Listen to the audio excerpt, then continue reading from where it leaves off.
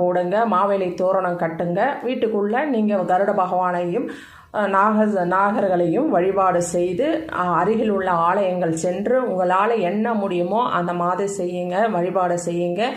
தானங்கள் கொடுக்கலாம். உங்களால் என்ன முடியுமோ அந்த பொருட்களை நீங்கள் தானமாக கொடுக்கலாம். மங்கள பொருட்கள் கொடுக்கலாம், அல்லது உணவு தானம் கொடுக்கலாம், வஸ்திர தானம் கொடுக்கலாம்.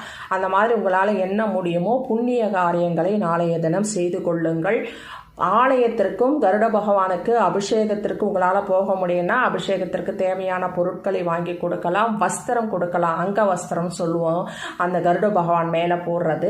அந்த மாதிரி உங்களால் கொடுக்க முடியும். அருகில் ஆலயம் இருக்குது, அபிஷேகம் பண்ணுவாங்க அப்படின்னு சொன்னால் உங்களால் முடிந்த கைங்கரியத்தை கண்டிப்பாக அன்றைய தினம் செய்துவிட்டு வாருங்கள். பெருமாள் ஆலயத்தில் ஒரு தீபம், நெய் தீபம் கண்டிப்பாக உங்கள் கையால் போடுங்க.